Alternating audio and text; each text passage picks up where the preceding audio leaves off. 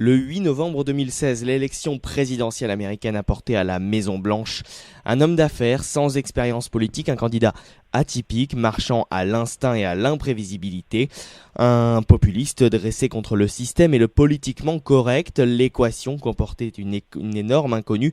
Quel président serait Donald Trump? Un an plus tard, les Américains ont l'impression de lire un livre ouvert dans la tête de cet homme qui s'épanche continuellement dans les médias et sur les réseaux sociaux.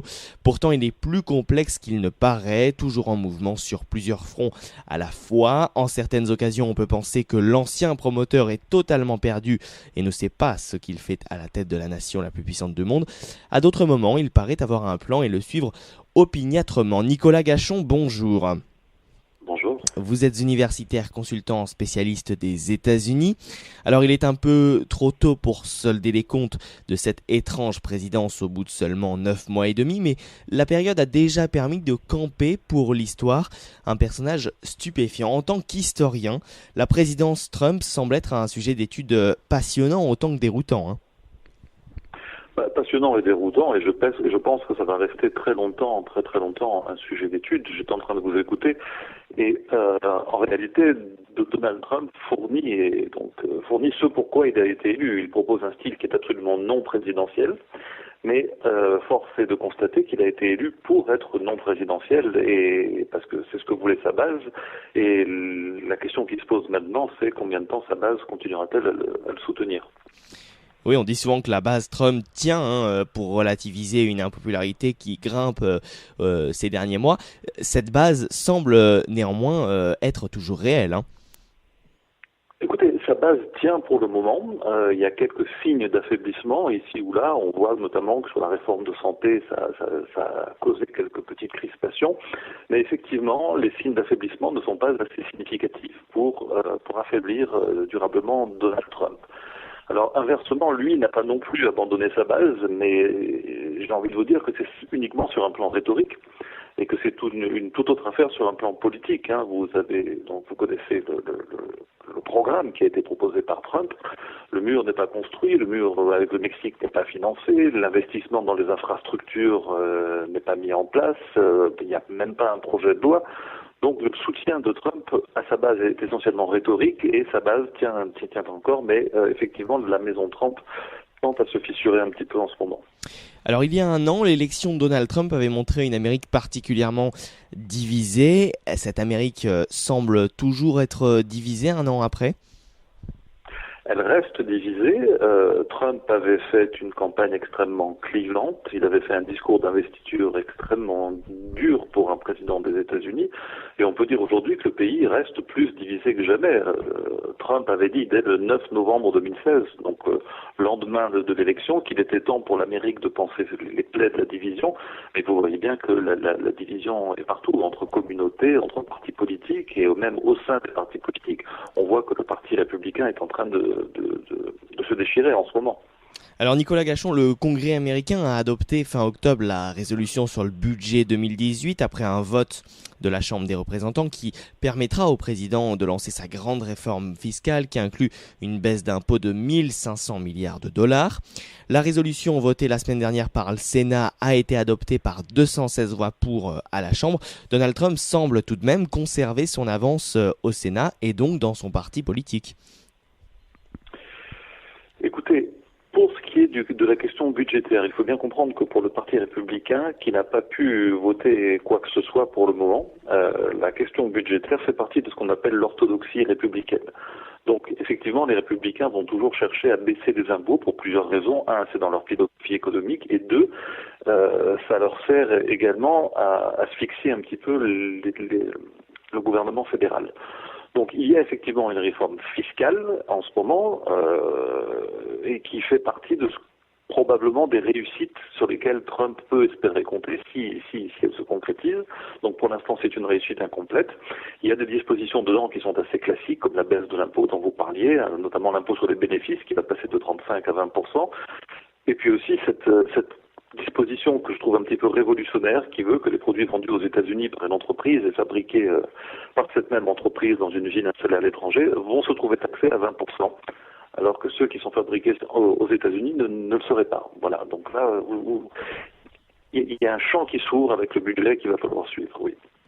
Comment Donald Trump est-il accompagné dans ses fonctions? Qui sont les hommes forts qui entourent le président? Alors c'est extrêmement difficile à savoir et à mesurer. C'était beaucoup plus simple avec la totalité de ses prédécesseurs. Là, vous avez une Maison-Blanche un petit peu à géométrie variable. Donc vous avez bien vu qu'il y a toute une série de démissions de conseillers, y compris le très polémique Steve Bannon. Il y a quand même des relents de népotisme puisqu'il est entouré par des membres de sa famille. Et l'autre caractéristique, c'est que après l'élection, il aurait dû davantage de hauts fonctionnaires dans l'administration, ce qu'il a choisi de ne pas faire. Il a même fait une déclaration très étrange la semaine dernière en disant ça n'est pas grave si je nomme pas de hauts fonctionnaires, puisqu'après tout, je suis le seul qui compte. Voilà. Donc Trump, à mon avis, on le sait, s'est entouré de personnalités extrêmement polémiques. Je pense qu'il y a une très forte influence de Steve Bannon, même s'il a été limogé et qu'il est aujourd'hui en train d'agiter les médias conservateurs. Voilà. Et on se demande si Trump écoute beaucoup de gens. Donc c'est vraiment ça sera un sujet d'étude, à mon avis, à la fin de son administration. Oui, on en parlait tout à l'heure. Depuis son élection, donc Donald Trump a fait de la politique américaine d'immigration un pilier de la stratégie de priorité nationale, une stratégie qu'il avait promue durant la campagne. On se souvient donc du Muslim ban en début d'année qui a fait couler beaucoup d'encre en Amérique et dans le monde entier, et donc de ce projet d'un mur à la frontière avec le Mexique qui semble tout de même être toujours d'actualité. Donald Trump sur l'immigration ne souhaite pas renoncer pour conserver visiblement donc sa base, Nicolas Gachon. Je pense que rhétoriquement il ne peut surtout pas le faire, même si pour l'instant c'est échec sur échec. Il a échoué sur l'immigration légale, avec son projet de refonte complètement enlisé du système de visa. Il a échoué sur l'immigration illégale. On a bien vu la question des Dreamers, la question de la construction du mur. C'est notamment le mur qui pose problème. Donald Trump peut tout à fait construire un mur. C'est la question du financement. Il a promis pendant sa campagne que le mur serait financé par le Mexique, et là il a demandé plusieurs milliards de dollars au Congrès donc pour financer ce mur, mais demander plusieurs milliards de dollars au Congrès pour financer le mur revient à le faire financer par le citoyen américain. Et donc ça, c'est quelque chose qui va le mettre en porte-à-faux avec sa base, et donc effectivement, il est en très grande difficulté sur l'immigration. Il y a eu, vous venez d'en parler, ces décrets anti-immigration, mais à ce jour, la quasi-totalité de ces décrets ont été bloqués par les cours de justice fédérales, et on a bien vu que la Cour suprême a tout fait donc pour ne pas avoir à traiter le dossier pour l'instant. La semaine dernière, les premières mises en examen sont également tombées dans l'affaire des soupçons d'ingérence russe dans la campagne américaine de 2016. Quels sont les risques encourus par Donald Trump? Beaucoup parlent d'impeachment, de destitution. Oui, c'est le risque majeur. Visiblement, c'est un dossier qui était très très complexe pour lui. Et alors c'est très intéressant parce que les commissions, il y a 3 commissions du Congrès qui enquêtent, et on voit bien qu'elles n'arrivent pas à travailler, qu'elles n'arrivent pas à aboutir. En revanche, l'enquête conduite par Robert Mueller, elle avance, et on a bien vu que donc il y a eu déjà des premières inculpations. Le risque à court ou moyen terme, si les choses se poursuivent sur ce ton-là, c'est effectivement une destitution. Mais bon, pour qu'il y ait destitution, il faut que la Chambre des représentants vote des chefs d'inculpation contre Trump. Or, la Chambre des représentants est républicaine. Donc pour l'instant, c'est extrêmement improbable. Sauf si on avait des preuves avérées. Et donc Trump commet des erreurs politiques majeures lorsqu'il se retourne contre son Congrès qui est républicain. Puisque à terme, il pourrait prendre le risque de voir donc des membres du Congrès républicain voter contre lui dans une procédure d'impeachment, ce qui s'est produit pour Richard Nixon au début des années 70. Et une éventuelle procédure d'impeachment amènerait donc son vice-président, Mike Pence, au pouvoir. Effectivement, donc et il faut le souligner. Les démocrates on parle beaucoup d'impeachment, donc de destitution. Je ne sais pas si ce serait véritablement une bonne affaire. Beaucoup de démocrates aimeraient se débarrasser de Donald Trump pour des raisons évidentes. Cela étant, ça ne serait pas une alternative politique, et ça apporterait au pouvoir une personnalité comme Pence dont certains observateurs commencent à se demander s'il ne serait pas intéressé lui-même par une candidature à la présidence dans le sillage de Trump ou contre Trump. Donc effectivement une destitution, Mais une destitution de Trump, c'est une procédure qui est extrêmement longue et dans tous les cas, effectivement, comme principe, elle apporterait Mike Pence au pouvoir. Et il faut le souligner, Mike Pence est bien plus extrémiste que ne peut l'être Donald Trump aux États-Unis. Oui, on sait bien que c'est un ultra-conservateur, effectivement. Ouais. Alors parlons à présent un petit peu, Nicolas Gachon, de politique étrangère. Sa politique étrangère depuis son arrivée au pouvoir déconcerte selon les sujets et surtout selon les semaines et les humeurs. Les déclarations et les décisions oscillent entre un positionnement nationaliste et le respect des pratiques de la diplomatie internationale. Quel est le regard de Donald Trump envers le droit international ? A-t-il pris conscience de ce qu'est réellement le droit international ?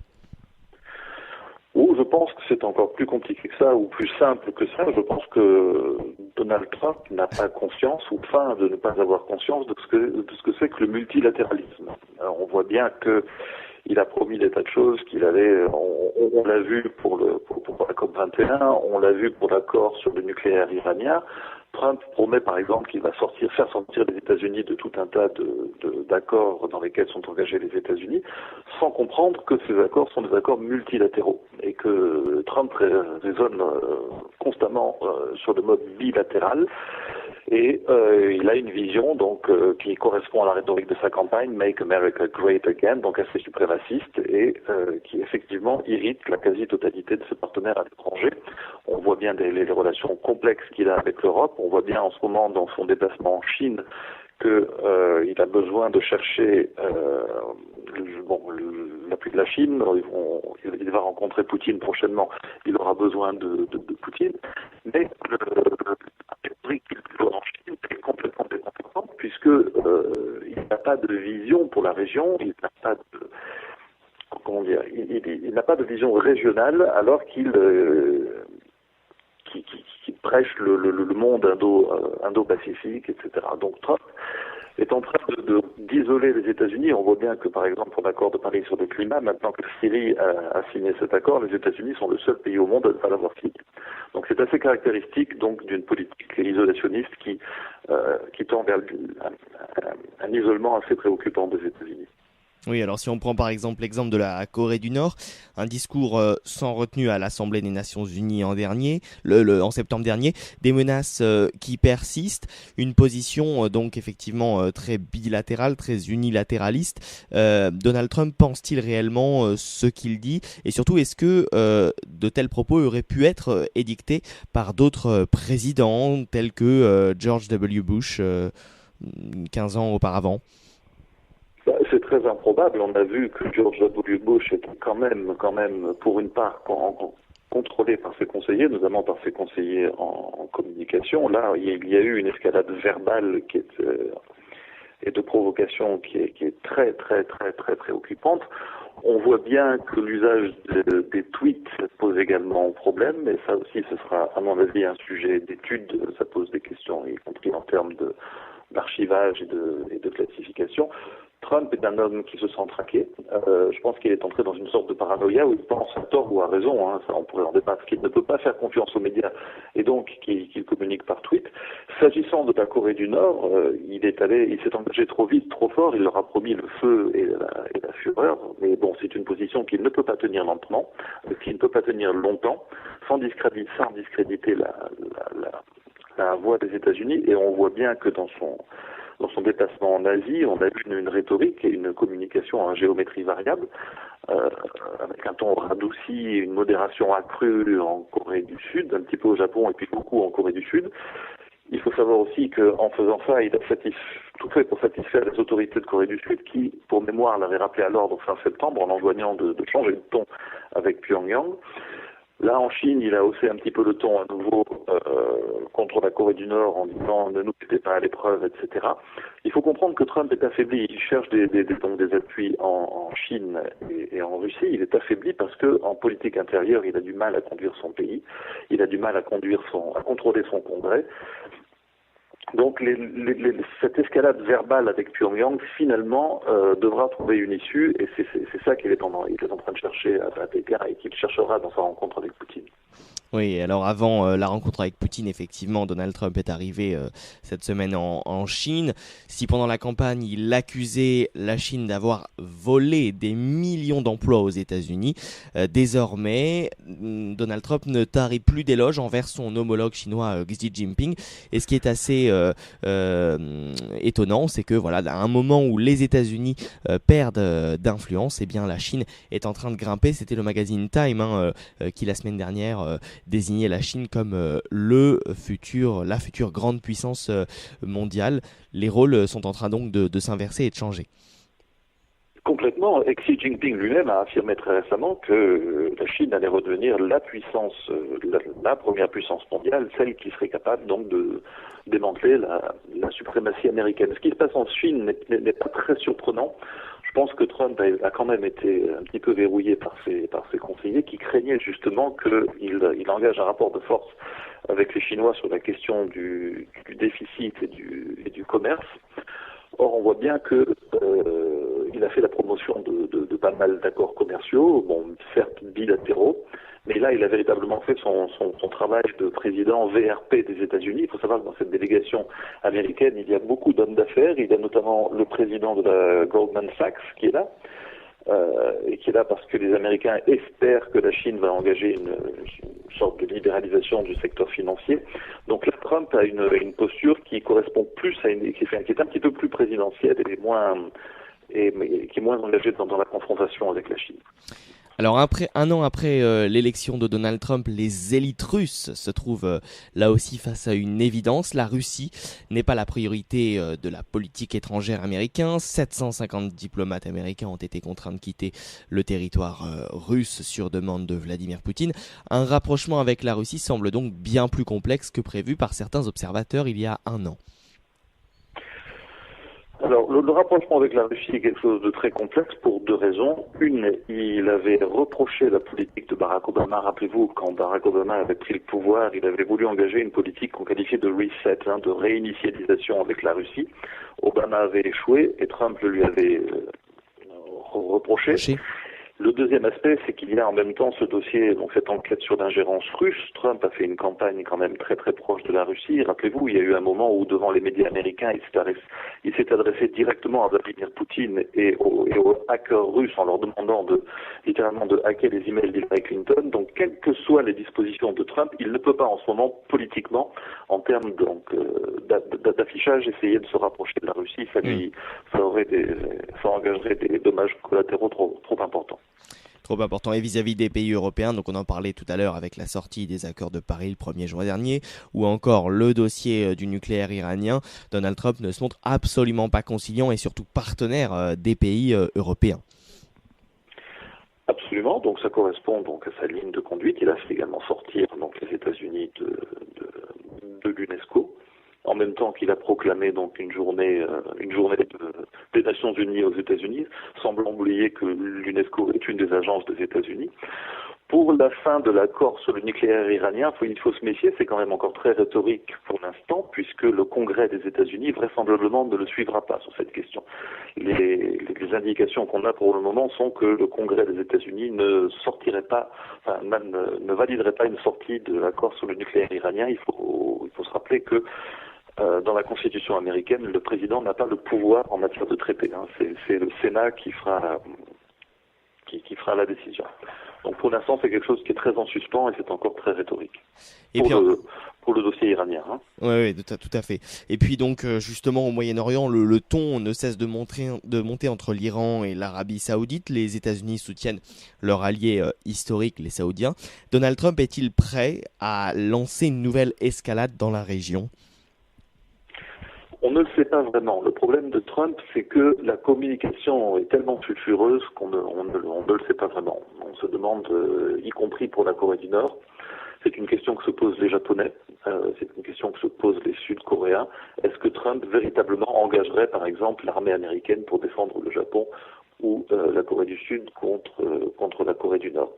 Donc il est certain que Trump va continuer à défendre l'Arabie Saoudite. Il est certain que dans sa rhétorique, il va continuer a dénoncé donc la politique iranienne. Il a fait une déclaration tout récemment en disant que l'Iran n'était pas digne ou qu'il n'était pas recevable que l'Iran devienne une puissance nucléaire.